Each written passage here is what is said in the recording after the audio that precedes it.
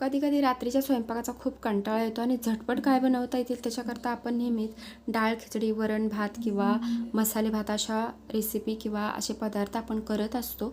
तर आता ते पण खाऊन आपल्याला बोर झालं आहे. त्याच्यापेक्षाही अगदी कमी वेळात म्हणजे मॅगीपेक्षाही कमी वेळात झटपट असं काय बनवता येईल, तितकंच ते पौष्टिकही कसं असेल त्याच्याकरता आपण इथं उपम्याला जशी फोडणी करतो त्याच प्रकारे इथं मी फोडणी केलेली आहे आणि त्याच्यामध्ये फ्रीजमध्ये जेवढ्या आपल्या भाज्या असतील आवडीच्या भाज्या ह्याच्यामध्ये घातलेल्या आहेत.